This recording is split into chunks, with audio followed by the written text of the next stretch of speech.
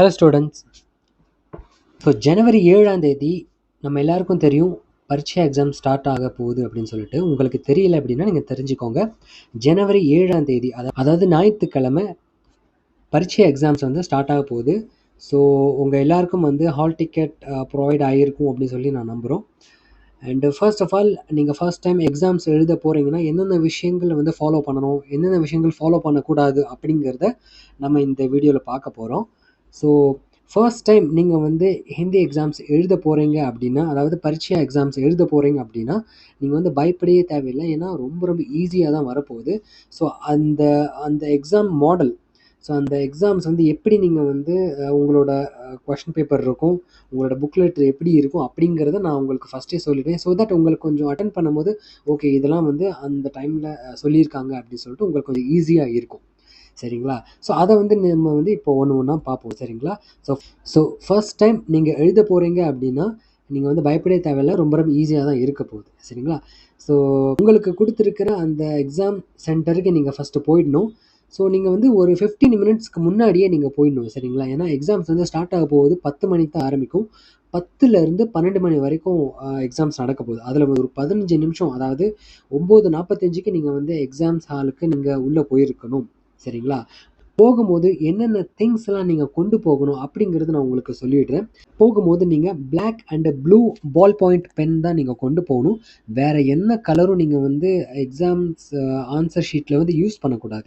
சரிங்களா? லைக் பென்சிலோ இல்லை வந்து ஜெல்லோ இல்லை வந்து ரெட் கலர், க்ரீன் கலர் இந்த மாதிரி நீங்கள் பேனா வந்து நீங்கள் யூஸ் பண்ணவே கூடாது. ஒன்லி பிளாக் அண்ட் ப்ளூ மட்டும்தான் இருக்கணும். சரிங்களா? இங்க் பேனா கூட இருக்கலாம். ப்ளூ கலர் இங்க் பேனா கூட நீங்கள் யூஸ் பண்ணிக்கலாம். வேறு எதுவுமே நீங்கள் யூஸ் பண்ணக்கூடாது. பென்சில்லாம் நீங்கள் யூஸ் பண்ணவே கூடாது. வேறு அண்டர்லைன் பண்ணுறதுக்கு, அப்புறம் வந்து நம்ம ஸ்டார் போடுறதுக்கு அந்த மாதிரிலாம் நீங்கள் தயவு செஞ்சு வந்து பண்ணிடாதீங்க. அண்ட் ஆல்சோ போகும்போது எக்ஸாம் பேடை வந்து நீங்கள் கண்டிப்பாக எடுத்துகிட்டு போகணும். ஏன்னா உங்களுக்கு வந்து ஒரு புக்லெட் மாதிரி தான் கொடுப்பாங்க. ஸோ புக்லெட் மாதிரி கொடுப்பாங்க அப்படின்னா நீங்கள் வந்து வச்சு எழுதுறதுக்கு கொஞ்சம் இருந்தால் ஈஸியாக இருக்கும். ஆல்ரெடி உங்களுக்கு டேபிள்ஸ் ப்ரொவைட் பண்ணியிருப்பாங்க. பட் இருந்தாலும் அந்த டேபிளை வந்து சில சமயம் வந்து லைக் மேபி கொஞ்சம் ஒரு சில இடத்துல வந்து கொஞ்சம் ஓட்டையாக இருக்கலாம், ஒரு சில துருப்பிடிச்சு போயிருக்கலாம். ஸோ அந்த பேப்பர் வந்து கொஞ்சம் நீட்னஸாக இருக்கணும். ஏன்னா இந்த இடத்துல பாருங்கள், நீட்னஸ் அண்டு லெஜிபிலிட்டி கேரி 5 மார்க்ஸ். உங்களோட நீட்னஸ்க்கு 5 மார்க்ஸ் எக்ஸ்ட்ரா கொடுக்காங்க. அப்படிங்கிறதுனால உங்களோட பேப்பரை வந்து முடிஞ்ச அளவுக்கு நல்லா நீட்டாக வச்சுக்கோங்க. சரிங்களா? இதுக்கு மட்டும் இல்லை, உங்களோட ஹேண்ட் ரைட்டிங்கும் அவங்க வந்து பார்ப்பாங்க. சரிங்களா? சரி, ஓகே. ஃபர்ஸ்ட் ஆஃப் ஆல் இது நீங்கள் பண்ணிடுங்க. சரிங்களா? ஓகே. இப்போ ஃபர்ஸ்ட் வந்து இந்த இடத்துல ரோல் நம்பர் கொடுத்துருக்காங்க பாருங்கள். ஸோ ரோல் நம்பரில் நீங்கள் வந்து உங்களோட எக்ஸாம் நம்பர், சரிங்களா, உங்களோட ஹால் டிக்கெட் நம்பர்னு சொல்லுவோம் இல்லையா, உங்களுக்கு ஹால் டிக்கெட் கொடுத்துருப்பாங்க. அதுலேயே பார்த்தீங்கன்னா உங்களுக்கு சைடில் இருக்கும். ஸோ இந்த மாதிரி வந்து ப்ரொவைட் பண்ணியிருப்பாங்க. இந்த ஹால் டிக்கெட் நம்பரை தான் நீங்கள் வந்து இந்த இடத்துல வந்து ரைட் பண்ணுற மாதிரி இருக்கும். சரிங்களா? ஸோ மிஸ்டேக் பண்ணாமல் நீங்கள் எழுதணும். ஜஸ்ட் அந்த நம்பர் தான் நீங்கள் நோட் பண்ணுற மாதிரி இருக்கும். சரிங்களா? அடுத்து ரெண்டாவது பார்த்தீங்கன்னா உங்களுடைய பேர், அதாவது இந்த இடத்துல வந்து கேண்டிடேட்ஸ் நேம், உங்களோட பேரை வந்து நீங்கள் இங்கிலீஷில் எழுதுனா போதும். சரிங்களா? நீங்கள் தமிழ்லையோ இல்லை வந்து ஹிந்தியில் எழுதணும் அப்படின்ற கன்ஃபியூஷன் எதுவுமே உங்களுக்கு வேண்டாம். சரிங்களா? நீங்கள் வந்து தமிழில் எழுத வேண்டாம், நீங்கள் வந்து இங்கிலீஷில் எழுதுனா போதும் இந்த இடத்துல. சரிங்களா? அண்டு செகண்ட் பாருங்கள், இந்த இடத்துல என்ன பண்ணணும் அப்படின்னா நேம் ஆஃப் த பிளேஸ்னு கேட்டிருக்காங்க. இப்போ நீங்கள் கரண்ட்டாக ஒரு சென்டரில் நீங்கள் எழுதிட்டு இருப்பீங்களா பார்த்தீங்களா, உங்களோட எக்ஸாம் சென்டர். இப்போ ராஜபாளையமோ இல்லை சங்கரன்கோவிலோ இல்லை வந்து சேலமோ இல்லை திருப்பூரோ இந்த மாதிரி வந்து அதுவுமே பார்த்தீங்கன்னா இந்த ஹால் டிக்கெட்டில் இருக்கும். இந்த இடத்துல மென்ஷன் பண்ணியிருப்பாங்க பார்த்தீங்களா. ஸோ இந்த நேமை தான் நீங்கள் வந்து அங்கே எழுதுகிற மாதிரி இருக்கும். சரிங்களா? ஸோ இப்போ உங்களுக்கு வந்து 3 விஷயம் நான் சொல்லியிருக்கேன். ஃபர்ஸ்ட் வந்து ரோல் நம்பர், சரிங்களா, அண்டு ரெண்டாவது வந்து பார்த்தீங்கன்னா கேண்டிடேட்ஸ் நேம், அண்டு மூணாவது வந்து பார்த்தீங்கன்னா நேம் ஆஃப் த பிளேஸ். இந்த 3 வந்து நீங்கள் நல்லா ஞாபகம் வச்சுக்கணும் அண்டு நல்லா தெளிவாக எழுதணும். இது 3 தான் ரொம்ப ரொம்ப இம்பார்ட்டண்ட். சரிங்களா? ஓகே. ரெண்டாவதாக பார்த்தீங்கன்னா உங்களோட இந்த பாக்ஸ் இருக்குது பார்த்தீங்களா, இந்த பாக்ஸில் வந்து நீங்கள் எதுவுமே ஃபில் பண்ணக்கூடாது. இது எல்லாமே பார்த்தீங்கன்னா எக்ஸாமினர் மட்டும் தான் ஃபில் பண்ணுவாங்க. ஸ்டூடெண்ட்ஸ் ஆகிய நீங்கள் இதை வந்து தொடவே கூடாது. சரிங்களா? ஸோ இந்த பாக்ஸ் அப்படியே ஒமிட் பண்ணி விட்டுருங்க. இப்போ ஃபர்ஸ்ட் ரோமன் லெட்டரில் வந்து இப்போ க-ம அப்படின்னு கொடுத்துருப்பாங்க. ஸோ ஆல்மோஸ்ட் உங்கள் டீச்சர்ஸ் உங்கள் எல்லாருக்கும் சொல்லி கொடுத்துருப்பாங்க. பட் இருந்தாலும் நான் வந்து உங்களுக்கு ஒரு சில பேருக்கு மேபி 1-2 பேருக்கு கூட அந்த டவுட் இருந்துச்சுன்னா நான் வந்து கிளியர் பண்ணிடுறேன். ஏன்னா சில பேர் வந்து செல்ஃபாக எழுதணும்னு நினைப்பாங்க இல்லையா. ஸோ அவங்க கூட படிச்சிருப்பாங்க. அந்த டைமில் நீங்கள் வந்து ரோமன் லெட்டர் நல்லா படித்து பார்த்துக்கோங்க. இந்த ரோமன் லெட்டர் தான் ரொம்ப ரொம்ப இம்பார்ட்டண்ட். ஸோ இந்த ஃபர்ஸ்ட் ரோமன் லெட்டர் வந்து கம்ப்ளீட் த வேர்ட்ஸ் இருக்குது. அதில் வந்து க டேஷ் ம அப்படின்னு இருக்குது. ஸோ அந்த இடத்துல நீங்கள் என்ன பண்ணணும் அப்படின்னா கலம் அப்படிங்கிற இந்த மாதிரி வந்து நீங்கள் ஃபுல்லாக ரைட் பண்ணணும். இப்போ இந்த இடத்துல வந்து ஒரு டேஷில் வெறும் ல மட்டும் போடக்கூடாது. முடிஞ்ச அளவுக்கு க ல ம அப்படின்னு போடுங்க. ஸோ அப்போ தான் வந்து பார்க்குற டீச்சர்ஸ்க்கு வந்து புரியும், உங்களுக்கு கொஞ்சம் ஈஸியாக இருக்கும். சரிங்களா? அண்ட் செகண்ட் வந்து பார்த்தீங்கன்னா see the picture and write its நேம்னு கொடுத்துருப்பாங்க. ஸோ இதில் வந்து இப்போ இந்த மாடு படம் போட்டிருக்கு இல்லையா, ஸோ காய், அப்புறம் வந்து பத்தா, இந்த மாதிரி இருக்குது. நீங்கள் வந்து அதை ஹிந்தியில் தான் எழுதணும், தமிழில் நீங்கள் எழுதக்கூடாது. சரிங்களா? அதுக்கடுத்து மூணாவது ரோமன் லெட்டர் பார்த்தீங்கன்னா வஹா கித்னே பேடு ஹே, அங்கே எத்தனை மரங்கள் இருக்குது அப்படின்னு கேட்டிருக்காங்களே. ஸோ இந்த இடத்துல வஹா சார், அந்த கித்னே அப்படிங்கிற இடத்த மட்டும் எடுத்துட்டு சார் பேடு ஹே, ஏன்னா நீங்கள் பாக்ஸில் இருக்கிறது நீங்கள் எண்ணுங்க 1 2 3 4 4 மரம் இருக்குது. அதுக்கடுத்து பார்த்தீங்கன்னா யஹ் கியா ஹே, யஹ் ஃபூல் ஹே. ஸோ இந்த மாதிரி வந்து நீங்கள் ஒரு சென்டென்ஸை நீங்கள் வந்து ரைட் பண்ணுற மாதிரி இருக்கும். இது கம்ப்ளீட் சென்டென்ஸாக நீங்கள் ரைட் பண்ணுவோம். வெறும் ஃபூல், வெறும் சார், எத்தனை பேடு இருக்குது சார் அப்படின்னு மட்டும் நீங்கள் வந்து மொட்டைக்கட்டையாக எழுதக்கூடாது. ஃபுல் சென்டென்ஸ் நீங்கள் வந்து கம்ப்ளீட் பண்ணுற மாதிரி இருக்கும். சரிங்களா? Full sentence. அப்போ தான் வந்து திருத்துறவங்களுக்கு புரியும். சரிங்களா? அண்ட் அடுத்து வந்து பார்த்தீங்கன்னா fourth Roman letter right opposite word. So லம்பா அப்படின்னா சௌடா, சுந்தர், அசுந்தர். ஸோ இந்த மாதிரி நீங்கள் வந்து ரைட் பண்ணுற மாதிரி இருக்கும். அடுத்து ஃபிஃப்த்து பார்த்தீங்கன்னா எழுத்துக்களில் எழுதவும். இப்போ வந்து நம்பர் 1 2 3 4 5 அப்படி நீங்கள் வந்து நம்ம படிக்க தான் செஞ்சுருப்போம். ஆனால் இது வந்து ஏக்குனா நீங்கள் வந்து ஜஸ்ட் ஏக் அப்படின்னு சொல்லி நீங்கள் வந்து எழுதுகிற மாதிரி இருக்கும். சரிங்களா? ஏக். இப்போ வந்து சார் அப்படின்னா சார். ஸோ இப்படி நீங்கள் வந்து இதை வந்து கம்ப்ளீட் பண்ணுற மாதிரி இருக்கும். சரிங்களா? ஸோ இது வரைக்கும் உங்களுக்கு புரிஞ்சிச்சா? அடுத்து சிக்ஸ்த்து பாருங்கள், write the meaning in Tamil or English. And இப்போ வந்து மேஸ் அப்படின்னு கொடுத்துருக்காங்கல்ல, மேஸுங்கிறது நீங்கள் படிச்சிட்டிங்க அப்படின்னா இதுக்கு இங்கிலீஷில் அல்லது தமிழில் நீங்கள் வந்து எழுதிக்கலாம். இப்போ மேஸ்னால் வந்து டேபிள். ரெண்டாவது பாருங்கள் ஹாத், ஹாத்னா கை. இதை வந்து நீங்கள் வந்து கை அப்படின்னு,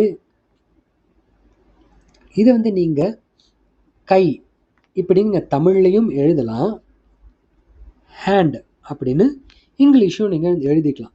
ஸோ இது வந்து திரும்ப நீங்கள் வந்து கன்ஃபியூஷன் ஆக வேண்டாம். சிக்ஸ்த் ரோமன் லெட்டர் அதிலே கொடுத்துருக்காங்க. ரோமன் லெட்டர் நீங்கள் நல்லா படித்து பாருங்கள். Write the meaning in Tamil or English, தமிழில் அல்லது இங்கிலீஷில் எழுதிக்கலாம். சரிங்களா? ஸோ அடுத்து வந்து பாருங்கள் seventh Roman letter filling the blanks. Filling the blanks வந்து இந்த இதில் வந்து உங்களுக்கு எந்த ஆப்ஷன் உங்களுக்கு தெரியுமோ அதை நீங்கள் சூஸ் பண்ணிக்கலாம். ஃபார் எக்ஸாம்பிள் மைதான் மே ஏக் காய் ஹே, இந்த மாதிரி நீங்கள் வந்து அந்த இடத்த வந்து இங்கே ஃபில்அப் பண்ணுற மாதிரி இருக்கும். சரிங்களா? மைதானத்தில் ஒரு பசு இருக்கின்றது அப்படின்னு அர்த்தம் அதுக்கு. சரிங்களா? சரி, இதுக்கப்புறம் பார்த்தீங்கன்னா எட்டாவது ரோமன் லெட்டர் பாருங்கள், right any one memory poem. So உங்களோட டீச்சர்ஸ் உங்களுக்கு வந்து மெமரி போயம் சொல்லி கொடுத்துருப்பாங்க. லைக் அதை வந்து நீங்கள் வந்து ரைட் பண்ணுற மாதிரி இருக்கும். சரிங்களா? உங்களுக்கு தெரிஞ்சு ஜஸ்ட் ஒரு 4 சென்டென்சஸ் அந்த மாதிரி தான் இருக்கும். நீங்கள் வந்து ரைட் பண்ணிடலாம் ஈஸியாக. ஸோ இதுக்கு 5 மார்க்ஸ் நீங்கள் ஈஸியாக வாங்கிக்கலாம். சரிங்களா? அடுத்து வந்து பாருங்கள் ninth Roman letter match the following அப்படின்னு கொடுத்துருக்காங்க. ஸோ அதில் வந்து நீங்கள் வந்து ஃபுல்லாலாம் ரைட் பண்ண வேண்டாம், ஜஸ்ட் நீங்கள் நம்பர் போட்டால் போதும். சரிங்களா? அண்ட் தயவு செஞ்சு நீங்கள் வந்து இந்த மாதிரி வந்து இந்த மாதிரி இப்படி இல்லை இப்படி இப்படி இந்த மாதிரி வந்து மேட்ச் த ஃபாலோவிங் இப்படி வந்து கோடு போட்டுறாதீங்க. இங்கே 1 கொடுத்துருப்பாங்க, அதுக்கு நேராக நம்பர். ஃபார் எக்ஸாம்பிள் உஸ்கா கர் படா ஹே அப்படின்னா அப்போ 1க்கு நேராக அந்த இடத்துல என்ன போடணும் அப்படின்னா நீங்கள் வந்து இப்படி 2 4 1 3 2 இந்த மாதிரி நான் ஒரு எக்ஸாம்பிளுக்கு தான் சொல்கிறேன். ஸோ இந்த மாதிரி வந்து நீங்கள் நம்பர் ரைட் பண்ணுற மாதிரி இருக்கும். சரிங்களா? அடுத்து வந்து பாருங்கள் 10th Roman letter filling the பிளாங்க்ஸ்ன்னு இருக்குது. ஸோ ஃபில்லிங் த பிளாங்க்ஸ் மூமே தாத் ஹோத்தே ஹே, இந்த மாதிரி நீங்கள் வந்து இந்த இடத்துல ஃபில்லப்ஸ் நீங்கள் ரைட் பண்ணுற மாதிரி இருக்கும். அது ரொம்ப ரொம்ப ஈஸி தான். சரிங்களா? அடுத்து 11th ரோமன் லெட்டர் பண்ணுறது right the answer. So right the answer உங்களுக்கு வந்து கொஸ்டின் ஆன்சர்னு சொல்லியிருப்பாங்க மேடம். ஸோ நீங்களும் படிச்சிருப்பீங்க. ஸோ அதை வந்து நீங்கள் ஜஸ்ட் அதை வந்து நீங்கள் ரைட் பண்ணுற மாதிரி இருக்கும். சரிங்களா? அதை வந்து நீங்கள் வந்து ரைட் பண்ணிக்கோங்க. அடுத்து வந்து அதே மாதிரி தான் லைக் 12th வந்து பார்த்தீங்கன்னா translate into Tamil or English அப்படின்னு இருக்குது. ஹிந்தியில் கொடுத்துருப்பாங்க. இது ஏன்னா நல்லா ஞாபகம், இது வந்து பார்த்தீங்கன்னா 9th ரோமன் லெட்டர் எப்போவுமே உங்களுக்கு வந்து கொஸ்டின் ஆன்சர். இது கொஸ்டின் ஹிந்தியில் இருக்கும், நீங்கள் ஆன்சரும் ஹிந்தியில் தான் எழுதணும். சரிங்களா? ஆனால் 12th ரோமன் லெட்டர் பாருங்கள், translate into Tamil or English. Question வந்து ஹிந்தியில் கொடுத்துருப்பாங்க, ஆனால் ஆன்சர் நீங்கள் வந்து தமிழில் அல்லது இங்கிலீஷில் நீங்கள் எழுதுகிற மாதிரி இருக்கும். ஸோ இதில் வந்து நீங்கள் கன்ஃபியூஷன் ஆக வேண்டாம். சரிங்களா? டிரான்ஸ்லேட்னு கொடுத்துருக்காங்க, translate into Tamil or Hindi, தமிழில் அல்லது இங்கிலீஷில் நீங்கள் வந்து டிரான்ஸ்லேட் பண்ணிக்கலாம். அண்ட் அடுத்து பாருங்கள், அந்த 13th ரோமன் லெட்டரை பொறுத்த வரைக்கும் இதில் எப்படின்னா டிரான்ஸ்லேட் டு ஹிந்தினே கொடுத்துருக்காங்க. ஏன்னா இதில் ஆல்ரெடி தமிழ் அண்ட் இங்கிலீஷ் கொடுத்துருக்காங்க இல்லையா, அதனால் வந்து இந்த இடத்துல நீங்கள் வந்து ஹிந்தியில் தான் நீங்கள் எழுதுகிற மாதிரி இருக்கும். For example, this is a parrot, இது வந்து கிளி அப்படின்னு இருக்குன்னு வச்சுக்கோங்களேன். இது நீங்கள் வந்து யஹ தோத்தா ஹே இப்படின்னு சொல்லி நீங்கள் வந்து இதை வந்து டிரான்ஸ்லேட் ஹிந்தியில் வந்து எழுதுகிற மாதிரி இருக்கும். சரிங்களா? ஸோ இவ்வளோ தான் வந்து உங்களோட மாடல் கொஷின். ஸோ ஜஸ்ட் இப்போது 2023 முடிஞ்சதை பார்த்தீங்களா, இதோட மாடல் தான் இப்போ நான் உங்களுக்கு காமிச்சிட்டு இருக்கேன். ஸோ இதே மாதிரி தான் கொஷின்ஸ் இருக்கும், ரோமன் லெட்டர் எல்லாமே சேமாக தான் இருக்கும். நீங்கள் வந்து கன்ஃபியூஷனே ஆக வேண்டாம். நான் சொல்கிறத அப்படியே நீங்கள் எக்ஸாக்டாக ஃபாலோ பண்ணால் போதும். மற்றபடி ஆன்சர்ஸ் எல்லாமே நீங்கள் நீட்டாக எழுதுங்க. அடித்தல் திருத்தல் எதுவுமே இருக்கக்கூடாது.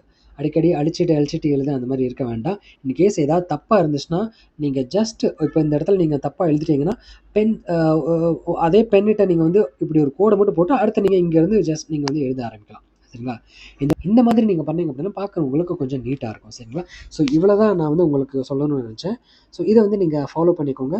ஸ்டூடெண்ட்ஸ் அண்டு யாராவது நீங்கள் எழுத போகிறீங்க அப்படின்னா, இல்லை டீச்சர்ஸ் நீங்களும் உங்களோட ஸ்டூடெண்ட்ஸ்க்கு இந்த விஷயங்கள் எல்லாமே நீங்கள் சொல்லிடுங்க. சரிங்களா?